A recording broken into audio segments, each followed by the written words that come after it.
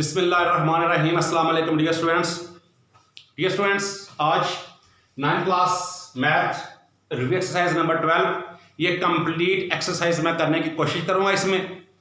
तो इसको स्टार्ट करते हैं। जो सबसे पहले नंबर 1 पे क्वेश्चन है उसमें ट्रू एंड फॉल्स हैं या maybe true and false ही हैं। वो मैंने कुछ लिखे हुए हैं पॉइंट्स और इसी के मुताबिक करने की कोशिश करते हैं। मैं आपको सिर्फ ये नहीं बताऊंगा कि ये ट्रू है और ये फॉल्स है, बल्कि मैं इनको एक एक करके एक्सप्लेन करने की कोशिश करता हूं। तो सबसे पहले स्टार्ट करते हैं नंबर 1 से। बाइसेक्शन मींस, वो कह रहा है कि बाइसेक्शन का मतलब टू डिवाइड, वो तकसीम करना है, इनटू में, टू दो इक्वल पार्ट्स, बराबर बराबर हिस्सों में। तो bisection means to divide into two equal parts. Yes, अब हम यहां पे लिमिट नहीं है कोई, हम किसी तरह से भी इनको टू इक्वल पार्ट्स में डिवाइड कर सकते हैं। कैसे? ये हमारे पास एक लाइन सेगमेंट है। अगर ये हमारे पास फॉर एग्जांपल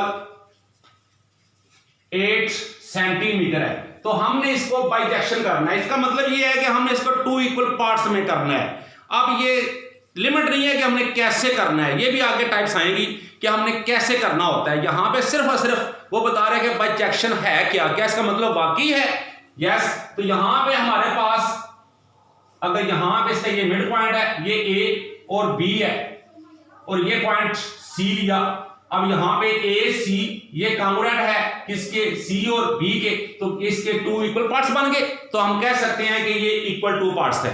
तो इस तरह bisection means to divide into two equal parts. तो इसका मतलब है कि वाकई इसके मीनिंग यही है कि इसको दो बराबर हिस्सों में तकसीम कर दिया जाए। तो ये हमारे पास हो जाएगा ट्रू। अब उसके बाद नंबर 2 पे देखते हैं राइट बाइसेक्शन। अब राइट आ गया है, जहां पे लफ्ज ज्योमेट्री में राइट का आए इसका मतलब होता है कि ये 90 डिग्री पे हो। 90 डिग्री पे लाजमी इसको करना चाहिए। अब हमने बाइसेक्शन करना है लेकिन राइट के साथ करना है, यानी कि 90 डिग्री पे करना है। उसके बाद right bisection of line segment mean to draw perpendicular which passes through the midpoint of line segment, जो के लाइन सेगमेंट के दरमियान से गुजरे। परपेंडिकुलर जो ऊपर से नीचे की तरफ रहती है उसको कहते हैं परपेंडिकुलर। और परपेंडिकुलर का मतलब यही है कि ये 90 डिग्री पे लाजमी हो। उसके लिए ये हमारे पास, ये देखिए जरा, एक हमारे पास ये लाइन सेगमेंट, इसका नाम ए, इसका नाम बी। अब वो कह रहे हैं कि परपेंडिकुलर भी हो, यानी कि 90 डिग्री पे हो। हमने टू इक्वल पार्ट्स में भी करना है लेकिन किस तरह करना है कि ये 90 डिग्री पे हो, परपेंडिकुलर भी हो। तो हम इसका मिड पॉइंट देखते हैं, ये इसका मिड पॉइंट सी। अब ये जो परपेंडिकुलर आ रहा है ये इस पे 90 डिग्री का होना चाहिए। अगर ये 90 डिग्री है तो ये भी 90 डिग्री होगा, दोनों 90 डिग्री हो गए। तो इस तरह ये जो स्टेटमेंट है ये भी हमारे पास ट्रू है। आप नंबर 3 पे जाते हैं तो वहां पे देखते हैं क्या लिखा हुआ है। लिखा हुआ है any point on the right bisector, हर एक पॉइंट जो है राइट बाइसेक्टर है ऑफ अ लाइन सेगमेंट, किसी भी लाइन सेगमेंट पर, इज नॉट इक्विडिस्टेंट, वो इक्विडिस्टेंट नहीं है। जो लिखा हुआ मैं वो बता रहा हूं, फ्रॉम इट्स एंड पॉइंट, उसके आखिरी सिरों से। इसकी स्टेटमेंट के हिसाब से जो इसकी डायग्राम बनेगी वो चेक कर लें। वो देखिए जरा, हमारे पास एक होना चाहिए लाइन सेगमेंट, ये हमारे पास लाइन सेगमेंट के बाद वो कह रहा है कि ये इसके पॉइंट्स हैं, एक हमारे पास ए, ये हमारे पास बी। अब उसके बाद any point on the right bisector, जब हम इसको राइट बाइसेक्टर करेंगे तो राइट बाइसेक्टर ये कर दिया, ये हमारा कोई भी इसका नाम दे ले। ये पॉइंट हमारे पास पी आ गया, पी पॉइंट। ये हमारे पास पॉइंट जो है वो एल का नाम दे ले। अब ये पॉइंट ओ पर वो बाइसेक्ट कर रहा है। इस तरह हम कह सकते हैं ए बी जो है ये हमारी लाइन सेगमेंट है, जबकि पी है, बल्कि PL नहीं, इसे बोल देते हैं M और L जो है ये हमारे पास एक परपेंडिकुलर है, ये परपेंडिकुलर है और इस पर ये लाइन सेगमेंट पर इंटरसेक्ट कर रहा है। कहां पे कर रहा है? लाइन सेगमेंट के मिड पॉइंट O पर। अब वो इसके आगे कह रहा है कि is not equidistant from its and point. वो जो पॉइंट है, ये जो पॉइंट है वो कह रहा है कि ये इसके आखिरी सिरों से इक्विडिस्टेंट नहीं है, जो कि होता है। जब भी कभी इस तरह की स्टेटमेंट बने तो इसका जो एनी पॉइंट, कोई भी पॉइंट, ये देखिए any point on the right bisector, जो राइट बाइसेक्टर किया उस पर कोई भी पॉइंट, वो पॉइंट P है और P पॉइंट जो है of a line segment is not equidistant, जो कि लाइन सेगमेंट पर हो।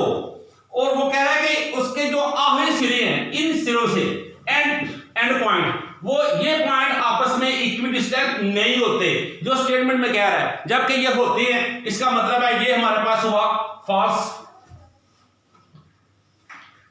नंबर 3 फॉल्स हुआ। Number 4, any point equidistant from the end point. कोई भी पॉइंट वो हम फासला होता है फ्रॉम द एंड पॉइंट, आखिरी सिरों से, आखिरी मुकाम पर ऑफ लाइन सेगमेंट के is on the right bisector of it, जो उस पर राइट बाइसेक्टर हो। जो अभी भी एग्जांपल दी है वो हमारी दुरुस्त थी, तो हम कह सकते हैं इट्स अ राइट, ये ठीक है। सेम यही है। उसमें नंबर 3 कुछ वो कह रहा था कि ये नहीं होता, जबकि ये होता है। अगर ये होता है तो ये जो स्टेटमेंट लिखी है नंबर 4 पे, इसके मुताबिक ये बिल्कुल 100% ठीक है। अब नंबर 5 पे आते हैं। द राइट बाइसेक्टर, अगर राइट बाइसेक्टर है ऑफ द साइड्स, कोई भी साइड्स, जो साइड्स हैं किसकी? ऑफ ट्राइंगल की, ट्राइंगल की जो साइड्स हैं वो राइट बाइसेक्टर हैं, आर नॉट कॉन्करेंट, वो कॉन्करेंट नहीं होती, एक नुक्ते पर नहीं मिलती। अब इसको प्रूव करते हैं, क्या मिलती हैं या नहीं मिलती? हम नुक्ता होती हैं या नहीं होती, कॉन्करेंट होती हैं या नहीं होती? तो उसके लिए हम लेंगे एक ट्राइंगल, क्योंकि वो खुद से कह रहा है कि ट्राइंगल। फिर देखें, the right bisector of the sides, sides को राइट बाइसेक्टर करना है। साइड्स किसकी है? Of triangle. पहले हम एक ट्राइंगल लेते हैं, अब इसमें लिमिट नहीं है, अनलिमिटेड है, आप जिस तरह की मर्जी ट्राइंगल ले लें। हमने ये ले लिया, ये A, B और C, हमने राइट बाइसेक्ट किया। किसको किया? A और B को। A और B को किया तो ये हमारे पास एक मेथड होता है, ये हमारा आज का टॉपिक नहीं है, इसमें फिर कभी बताऊंगा कि कैसे करना होता है। तो ये हमारे पास एक पॉइंट आ गया, इसको इसके साथ ज्वाइन करना होता है। इसी तरह A और C को किया तो ये हमारे पास, अब B और C को किया तो ये जो पॉइंट है ये कॉन्करेंट पॉइंट है, ये हम नुक्ता है कॉन्करेंट पॉइंट, एक ही पॉइंट जिस पर तमाम साइड्स को अगर बाइसेक्ट किया जाए तो वो उस पॉइंट पे मिलते हैं आके। तो आप फिर से देखते हैं स्टेटमेंट, वो कह रहा है कि the right bisector of a side of triangle, एक ट्राइंगल की साइड को अगर राइट बाइसेक्ट करें, करने के बाद और नॉट कॉन्करेंट, वो कॉन्करेंट नहीं होती, जबकि ये होती हैं। तो इसका मतलब है ये जो हमारे पास है नंबर 5 इट्स फॉल्स। अब नंबर 6 पे आते हैं।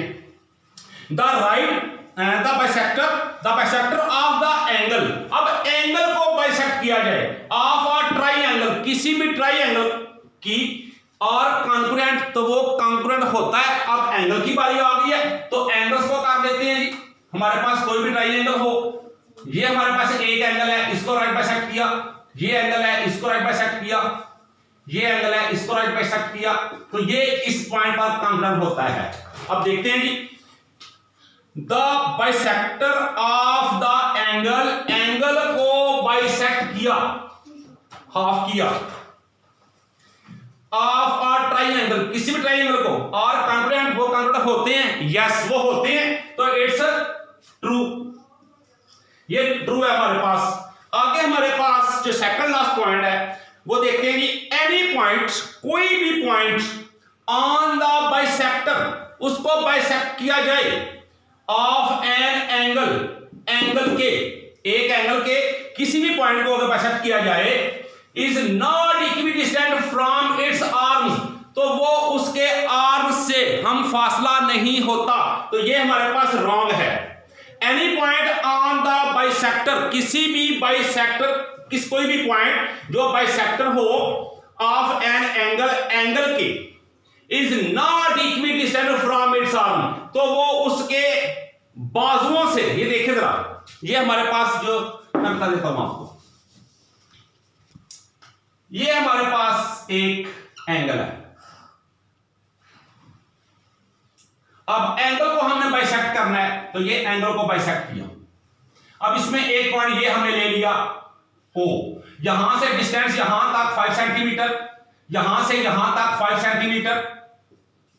अब ये जो है डिस्टेंस यहां से यहां तक, यहां से यहां तक, इसको P दे ले, इसको Q दे ले, तो OQ कांग्रुएंट OP, तो इस तरह ये आपस में कांग्रुएंट होते हैं, तो इट्स फॉल्स, ये हमारे पास फॉल्स है। Last point, any point inside an angle, ये भी वही है, थोड़ी सी इसमें फॉर्म चेंज है। इनसाइड अंदर वाला एंगल, इक्विडिस्टेंट जो कि हम फासला हो, फ्रॉम इट्स आर्म्स अपने बाजुओं से, is on bisector of it, क्या वो इसको बाइसेक्ट कर रहा है? यस, वो इसको बाइसेक्ट कर रहा है, तो ये हमारे पास हुआ ट्रू। अभी एक मैंने आपको एग्जाम्पल दी भी ऐसी, ये था हमारा क्वेश्चन नंबर 1, और अब क्वेश्चन नंबर 2 स्टार्ट करते हैं। जब क्वेश्चन नंबर 2 जो हमें गिवन है वो है if CD is right bisector, CD जो है ये राइट बाइसेक्ट कर रहा है of line segment AB, line segment AB को, देन तब यहां पे जो O है ये mid point of line segment AB है, लिखा हुआ नहीं है, लेकिन बाइसेक्ट कर रहा है, राइट बाइसेक्ट कर रहा है लाइन सेगमेंट को, तो इसलिए ये जो O होगा वो मिड पॉइंट होगा लाइन सेगमेंट का। तो नंबर 1 जो है वो कह रहा है कि मेजरमेंट OA इज इक्वल किसकी है। अब अगर ये हमारा मिड पॉइंट है, AO इज इक्वल किसके होगा? BO के होगा। वेरी सिंपल, यहां पे BA, और यहां पे अगर क्या है, यहां पे नंबर 2 पे है मेजरमेंट AQ, A और Q ये हमारे पास गिवन है, तो ये किसके इक्वल होगा? तो ये जाहिर है ये B और Q के इक्वल होगा, B and Q। It's clear? ये था हमारा बिल्कुल आसान सा क्वेश्चन नंबर 2। आगे नंबर 3 क्वेश्चन है, डिफाइन द फॉलोइंग्स। अब ये डेफिनेशन है, डेफिनेशन डियर स्टूडेंट्स याद करना आपका काम है, मेरा काम है आपका समझाना। मैं समझा देता हूं आपको। Bisector of a line segment, एक लाइन सेगमेंट को आपने बाइसेक्ट करना है। मैं सिर्फ बताता हूं बाइसेक्ट कैसे करना होता है। ये हमारे पास line segment A and B। अब हमने क्या करना है, अपने इंस्ट्रूमेंट यूज करने हैं ज्योमेट्री के, तो वे सेंटर पॉइंट B, यहां पे हमने ऐसे आर्क करना है, तो यहां पे आर्क करेंगे और यहां पे भी आर्क करेंगे। अब वे सेंटर पॉइंट A यहां पे आर्क करेंगे, यहां पे आर्क करेंगे, ये पॉइंट जो है इनको आपस में ज्वाइन करना हमने। तो ये हमारे पास क्या हुआ, ये राइट, ये हमारे पास bisector of a line segment, ये लाइन बाइसेक्टर को हमने बाइसेक्ट कर दिया है।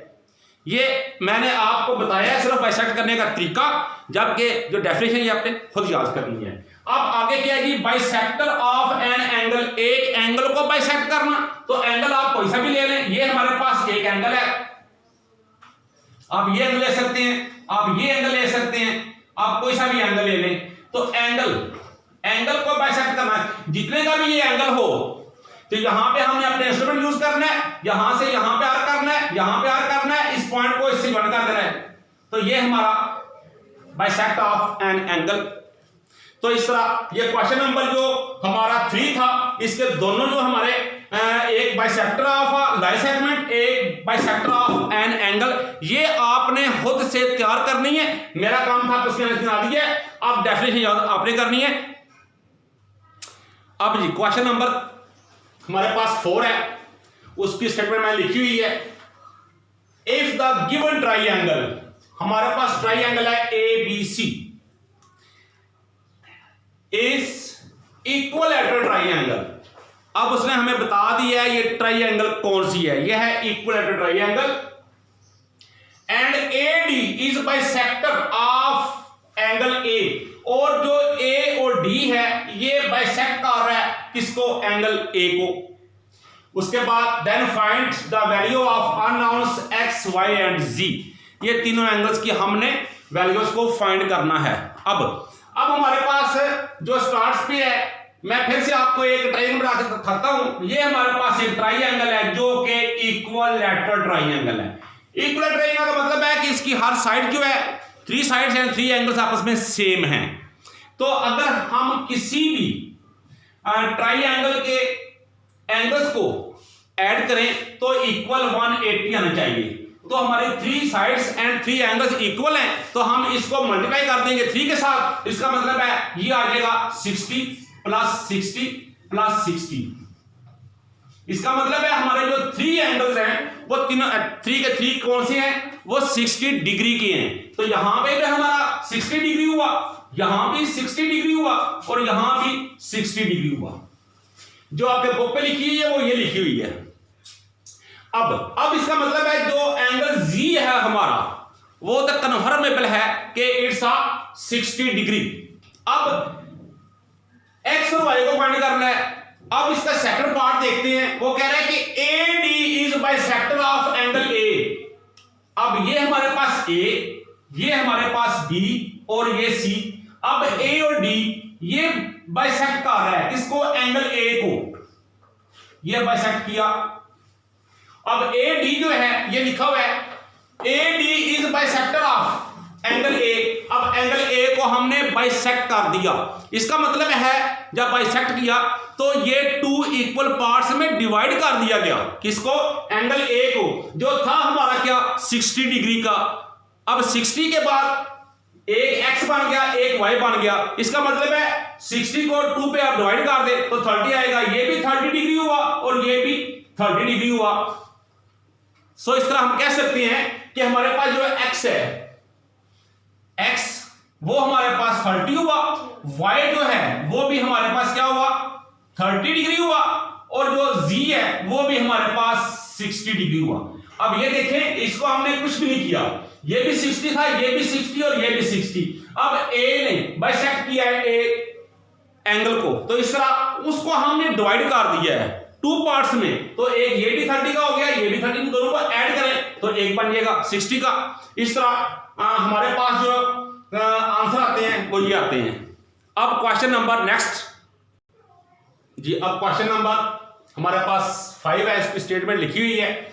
वो कह रहा है कि in the given congruent triangles. अब हमारे पास 2 ट्राइंगल्स हैं जो कि कांग्रुएंट है, और कांग्रुएंट ट्राइंगल्स कौन सी होती है, जो बिल्कुल एक जैसी हो, मुतमासल यानी कि एक ही जैसी। ट्राइंगल कौन सी है, LMO। ये देखें LMO और एक LNO। ये हमारे पास 2 ट्राइंगल्स हैं, और दोनों क्या हैं ट्राइंगल्स, ये दोनों ट्राइंगल्स कांग्रुएंट हैं। Find the unknowns X and M। X और M को हमने फाइंड करना है। अब इसमें हमारे पास जो सॉल्यूशन होगा वो कैसे होगा जी। सॉल्यूशन में हमारे पास, अब देखिए हमारे पास दोनों ट्राइंगल जो हैं वो कांग्रुएंट ट्राइंगल है। तो दोनों ट्राइंगल्स के जो हमारे पास हाइपोटेन्यूज हैं वो दोनों फिर एक जैसे होंगे, क्योंकि अगर ट्राइंगल्स ही कांग्रुएंट हैं तो उसकी हर एक साइड जो है, हर एक एंगल जो है वो आपस में क्या होगा, वो एक दूसरे के बराबर ही होगा, कांग्रुएंट ही होगा। तो इस तरह हाइपोटेन्यूज जो है एक ट्राइंगल का और दूसरे का जो हाइपोटेन्यूज है वो आपस में एक होगा। तो अकॉर्डिंग टू कंडीशन,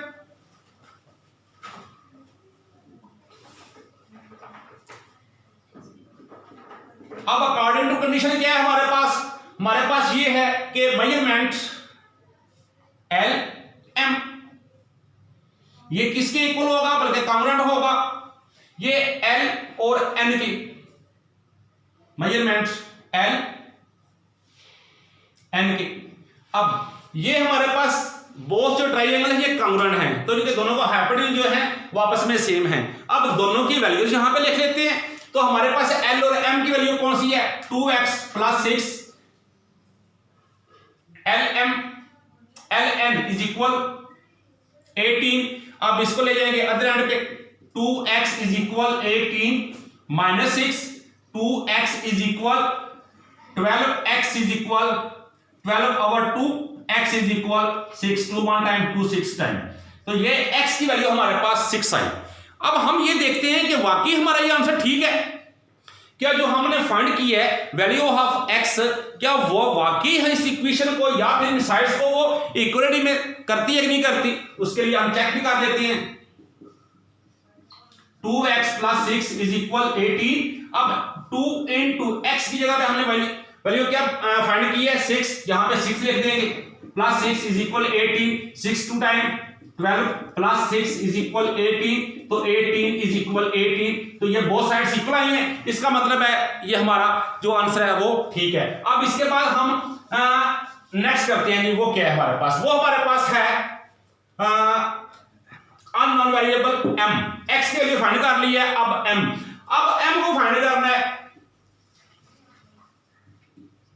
नाउ अब m को फाइंड करना है। अब स्टेटमेंट वही है जो पहले बताया मैंने आपको, ये ट्राइंगल जो है ये कांग्रुएंट ट्राइंगल है। जिस तरह हाइपोटेन्यूज दोनों के इक्वल हुए, इसी तरह वी नाउ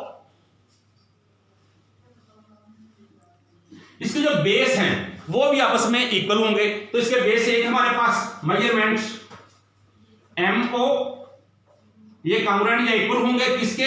ON के।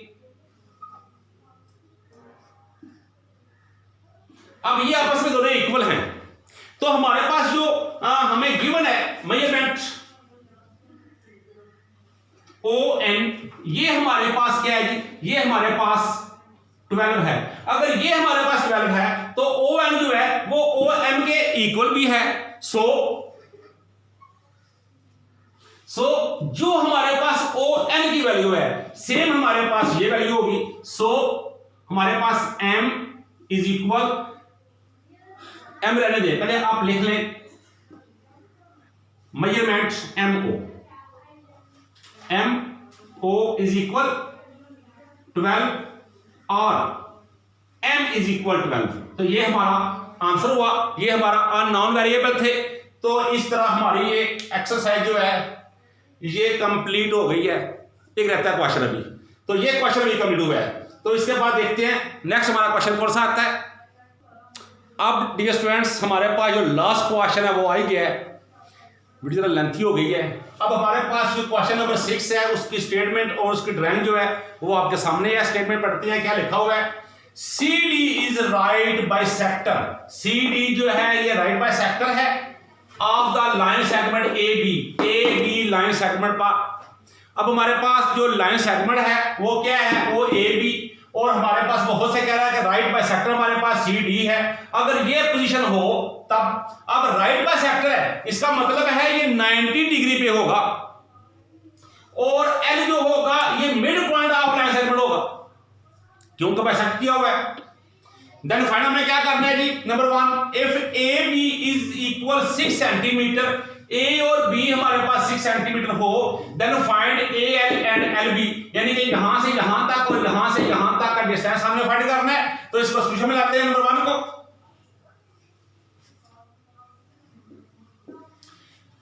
हमारे पास जो गिवन डाटा है वो हमारे पास एक ही चीज है, measurement AB is equal 6 centimetre. अब फाइंड क्या करना है? फाइंड हमने करना है measurement AL and measurement LB, ये चीज हमने फाइंड करनी है। तो ये जरा गौर कीजिएगा,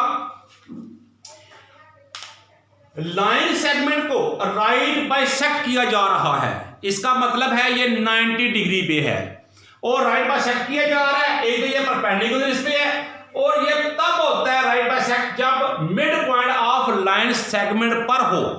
तो इसका मतलब है L जो है ये लाइन सेगमेंट का मिड पॉइंट होगा। अगर मिड पॉइंट है तो वी नाउ क्या चीज नाउ मेजरमेंट AL ये इक्वल होगा किसके? मेजरमेंट LB के। अब हमारे पास टोटल जो लेंथ है वो हमारे पास A और B हमारे हमारे पास कितनी है 6 सेंटीमीटर है। अब 6 के 2 इक्वल पार्ट्स बन गए हैं, तो हम भी इसको इक्वल पार्ट्स में डिवाइड कर देते हैं, हाफ हाफ कर देते हैं। तो इसको 2 पे डिवाइड करें तो 3 आएगा। इसका मतलब है 3 पार्ट हमारा ये हुआ, 3 पार्ट हमारा ये हुआ। तो इस तरह ए एल जो है वो हमारे पास 3 सेंटीमीटर और हमारे पास एल बी जो है ये भी 3 सेंटीमीटर। इन दोनों को अगर ऐड करें तो इक्वल क्या होता है, इक्वल हमारे पास ए बी बनता है। इसको एक इस तरह भी देख सकते हैं, measurements A B is equal measurements A L plus measurements L B. ये इन दोनों को ऐड करें तो इसके इक्वल है, यानी कि इनके दोनों को अगर ऐड करें तो ए बी के इक्वल है। ये हमारे पास 6 है तो ये 3 हुआ, ये 3 हुआ। इन दोनों को अगर ऐड करें तो ये 6 के इक्वल आ जाता है। तो इस तरह हमारा ये पार्ट मुकम्मल हुआ। अब हमारे पास वो कह रहा है कि नंबर 2 पार्ट क्या है, if measurement B D is 4 centimetre. ये हमारे पास बी और डी ये हमारे पास 4 सेंटीमीटर है। अगर ये 4 सेंटीमीटर है तो वो कह रहा है कि हमारे पास देन फाइंड ए और डी। ये ए और डी ये हमारे पास कितना होगा, तो इसका मतलब ये है कि ये भी आपस में कांग्रुएंट हैं, इक्वल हैं। तो ये यहां से डिस्टेंस डी का बी तक और डी का ए तक ये आपस में इक्वल है। तो जितनी हमारी मेजरमेंट बी और डी की है इतनी ही ए और डी की होगी। तो ये भी हमारे पास 4 सेंटीमीटर ही होगा। It's your solution. अब स्टूडेंट ये मैंने पूरी की पूरी एक्सरसाइज जो है रिव्यू कर दी है, रिव्यू नंबर 312। अगर किसी जगह पे आपको मुश्किल बने तो कमेंट्स कीजिएगा, वीडियो को शेयर कीजिएगा, लाइक कीजिएगा, चैनल को लाजमी सब्सक्राइब करें।